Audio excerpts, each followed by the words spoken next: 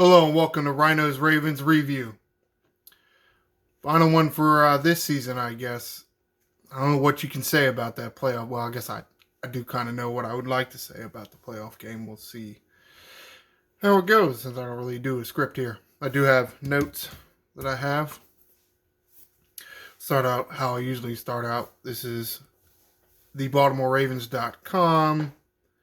Show you the box score of the game. Yes, 24-17. Ravens lose. Though they weren't getting that much credit or chance, or weren't given enough. People didn't really, God, do I know what words I want to say? I swear I know what I want to say. Nobody was picking the Ravens in this game. Nobody. Except maybe Ravens fans. So for everybody thinking that they were going to be out of the game because, they don't have their starting quarterback, and Cincinnati is one of the top offenses in the world. Ravens actually played really good, which is pretty surprising, as it was to everybody. You can see here Huntley, 17 of 29, which isn't great, but for 226 yards, it's pretty good yards-wise. Did throw for 2, though one was more of an extended handoff to Dobbins, which still counts, I guess. The interception didn't help, and the fumble didn't help. We'll get to that a little later. Running the ball, they didn't do as well as they usually did. They did run for, about $150 between Dobbins, Huntley, and Edwards.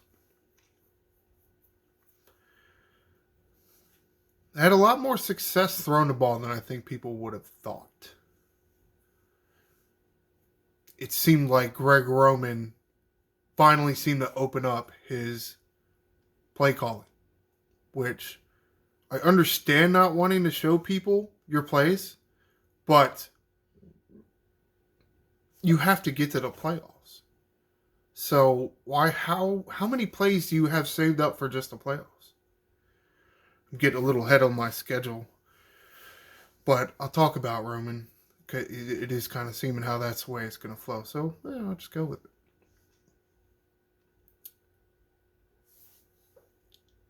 If you call the plays more frequently, like say your screen passes, which I saw a few that worked this game, a sluggo, Ravens threw a touchdown pass on a sluggo.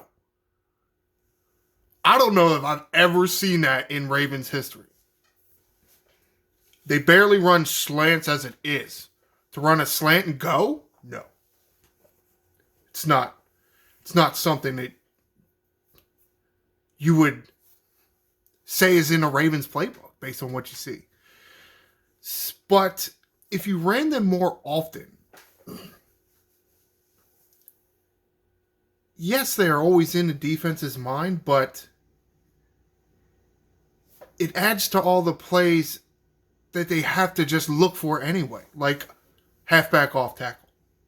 With as much as the Ravens run, it doesn't matter what formation they are in. It's a good chance the running backs can get the ball and go off tackle. So, can they really load up for that? No, they really can't. Because then you do a play action fake and you go somewhere else with the ball. You can't really load up for that. So, I don't understand the point of saving so many plays for the playoffs. I mean, you almost never see the Ravens run screen plays. You almost never see them run slants, and you definitely never see them run slant go. So why all of a sudden now? Why now? Did Harbaugh finally tell them to start running these dumbass plays and quit saving everything? It does seem like that has been their MO on offense. They want to save some of these plays. You understand that, but you got to move the ball. Sometimes it takes a sluggo to work. It's as far as football goes, a sluggo it's a very common route. So are screens. So it's not for the Ravens. They're gadget plays because they never run them. So I mean the red zone. Talk about the red zone. Getting in the red zone. They got in there, what, 3 times? Got 1 touchdown. 33%, that's not good. That's... Some of it, I think, was play calling. Like that Ricard play. You have like a play action type of motion, and then Ricard leaks out of the backfield to the... Kind of like a... what am I call it? Like a flag route from the backfield. He goes right to the pylon-ish. It's like they run that play more than they'll run screenplays. So it is something you would expect the Ravens to do. So of course it's not... You're not going to get that play to go as often as you would like against an opponent that you play a lot. They know you. They know you're going to do that little bullshit play action, dump it out to Ricard in the flat. They know it's coming. And it's going to come in the goal line because that, or short yardage situation, because that's when they run it. That's when the Ravens run it. And I do like the idea. I just...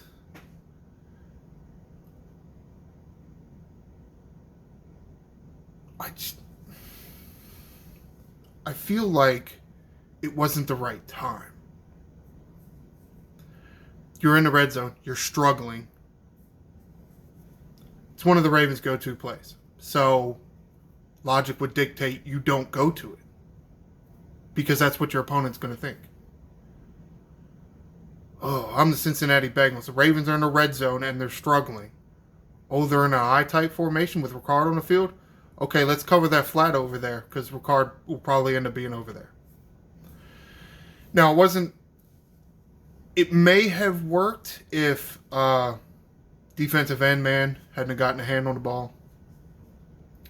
That's because they put a big defensive tackle, almost kind of like guy over on the left side there against Stanley. And I guess it really wasn't even Stanley. It was like Dobbins was trying to block the guy. But it was like twice his size. So yeah, it didn't work out too well. Tipped the ball a little bit. And of course, Ricard, not being the greatest athlete, couldn't get a handle on the ball. He was underthrown and it was tipped. But maybe if it was like Andrews. But whatever. Moving on.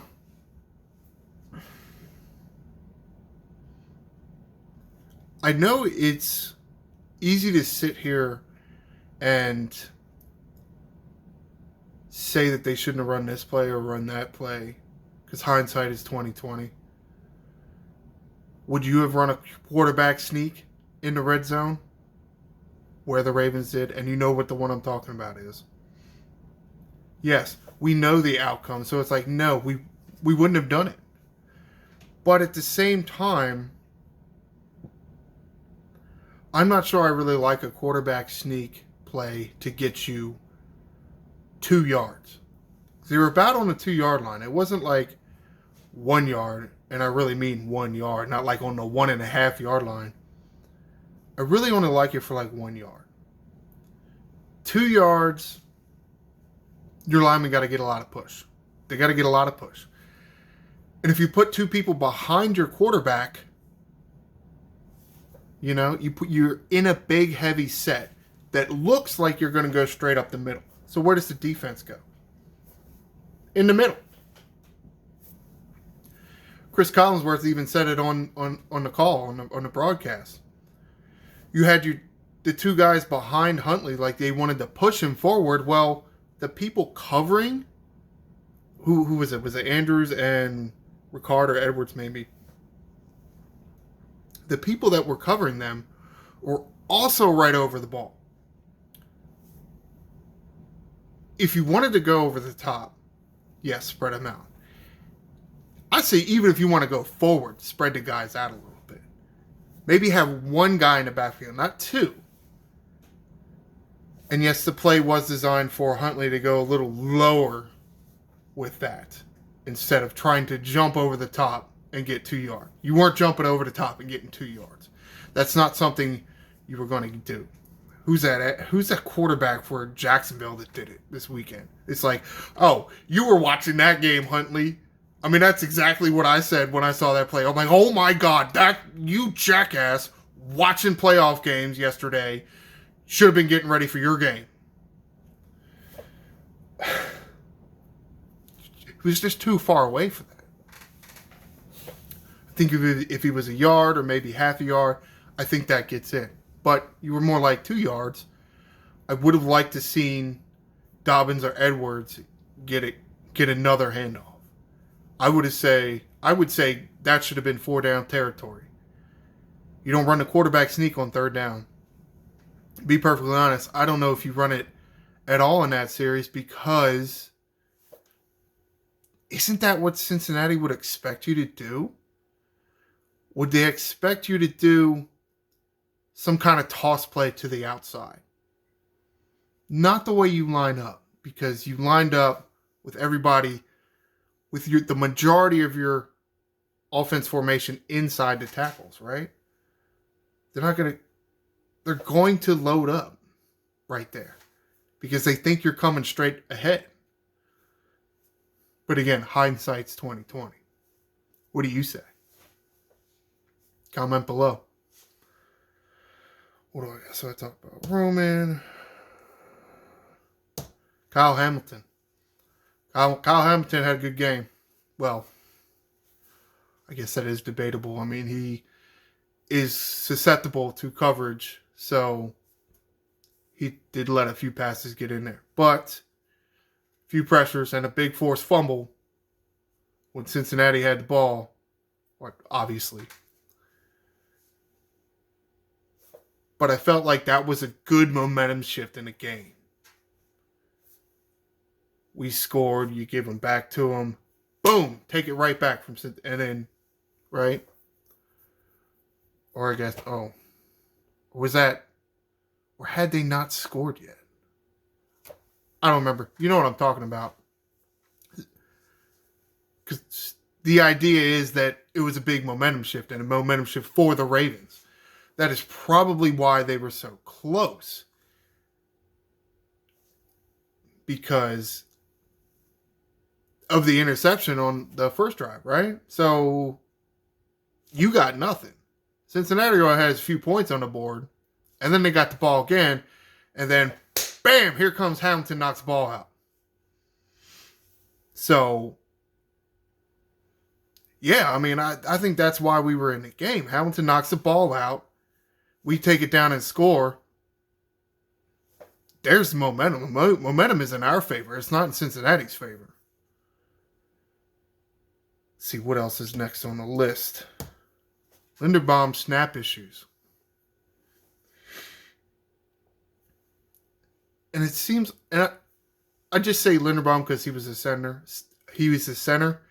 I don't know that it is specifically it's him having an issue, because I feel like for at least the past 3 years, or maybe let's just say in the Lamar Jackson era in general, there have been snap issues. There have been high snaps that don't get caught, which, I mean, they're high, so yeah. And we had another one yesterday. Luckily, Huntley was able to scramble back, pick it up, and then even chuck it downfield for a first down. Wow. That's what I'm saying about momentum. Right? We were on a big high from the fumble still. But still, in general, snap issues. I know it happens sometimes, but it seems to happen with this team a lot. So what's the reason for it? Are the coaches not making them practice enough? Are the players not practicing their craft enough?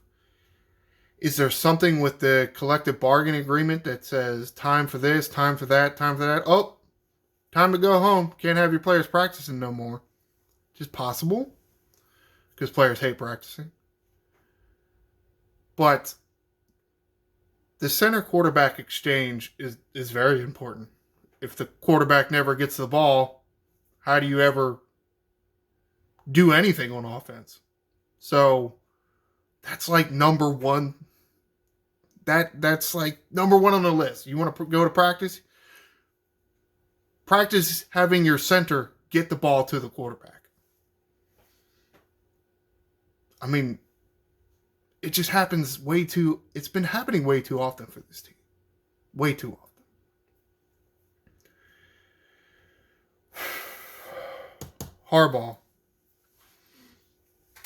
Harbaugh's a special teams guy, right?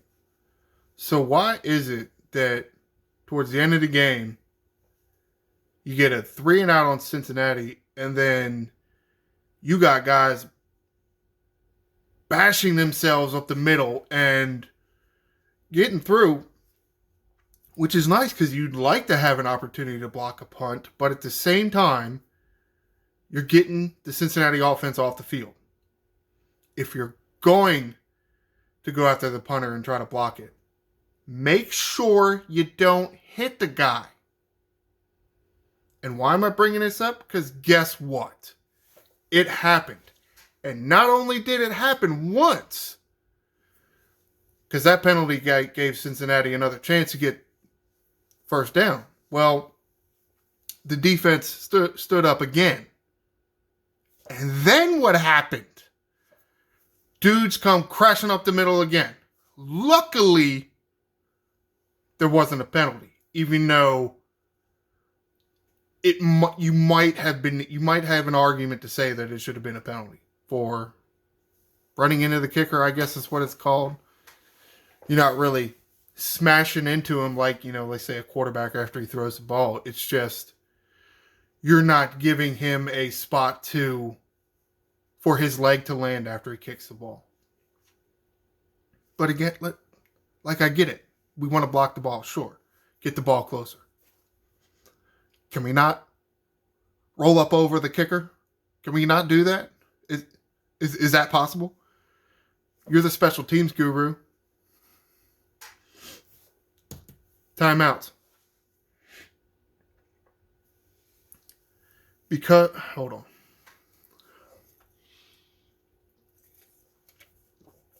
I feel like sometimes this is like a Monster commercial.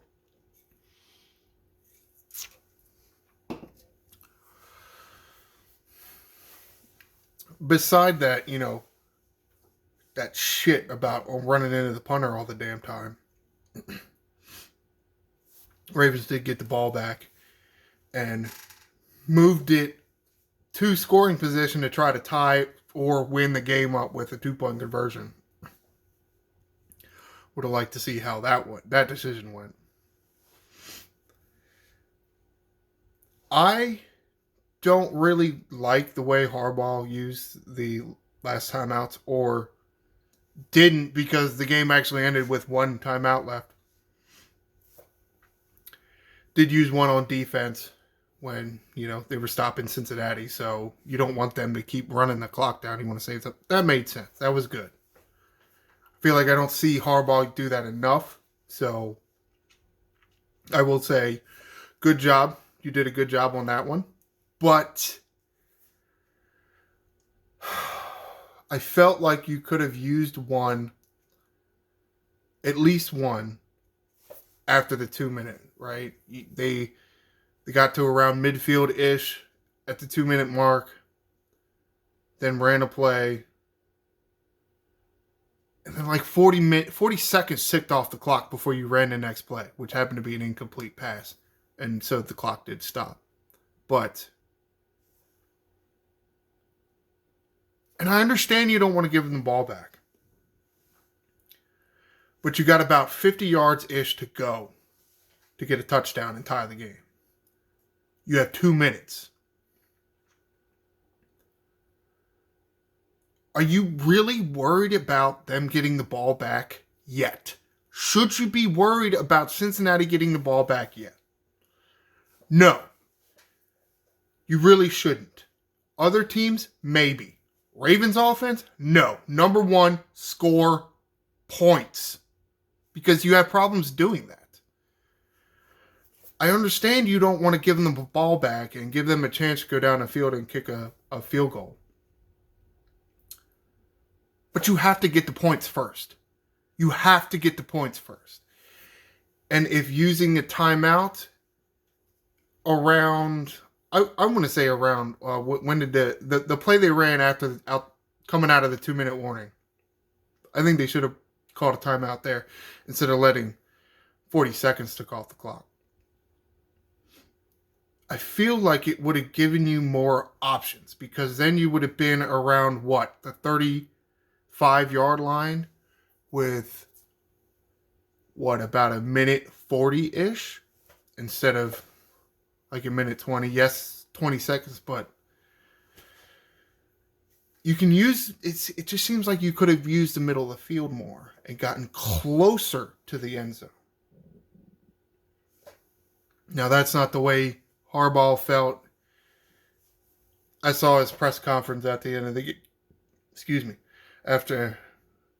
saw his in a game press conference, and it was like, well, I wanted to wait till we got closer to the red zone. I wanted to use them down there, and I didn't want to give them the ball back. I'm like,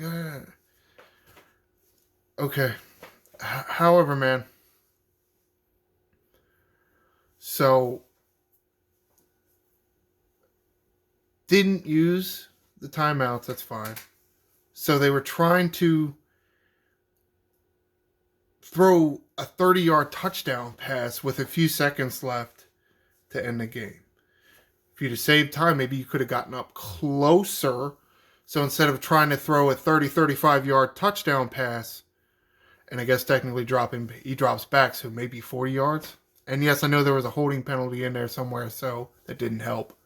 But you still would have been closer. So it might have been, 20, 25 yards? I like that better. Because the longer you have to allow the play to develop, the longer the defensive linemen have to get pressure on Huntley. But yes, hindsight's 20/20. Now that being said, I mean, Prochet almost caught that ball. He got at least half of 2 fingertips on the ball. So, I mean, I wish he would have been more centered on the pile that was going up for the ball, but again, hindsight 20/20. You don't really know which way the ball is going to go once it's tipped. So they were close. They were very close to tying that game up. But it didn't go the Ravens' way and bounced out of the playoffs again. So what's that going to mean for the offseason? Who knows? I mean, yes, they did get to the playoffs, but they did lose in the first round again. It's not great. The offense did look pretty good yesterday, but at the same time, you still saw areas where they need to improve. So is Roman back next year? I don't know. Is Harbaugh back yet next year? I don't know. Is Lamar Jackson back next year? Ugh. Something we're going to have to keep our eye on. They probably will franchise tag him, but don't be surprised if they do nothing and they go with Tyler Huntley as their starting quarterback. Because he didn't do that bad. He did fairly well for somebody that doesn't see that many snaps.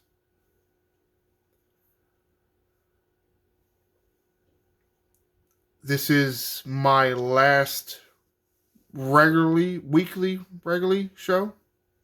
However you say that. I will probably not do another show until, I guess, around the draft. So even though this is it for me on Ravens for a while, please like and subscribe.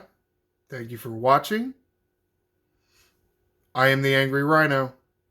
Fly, Ravens, fly.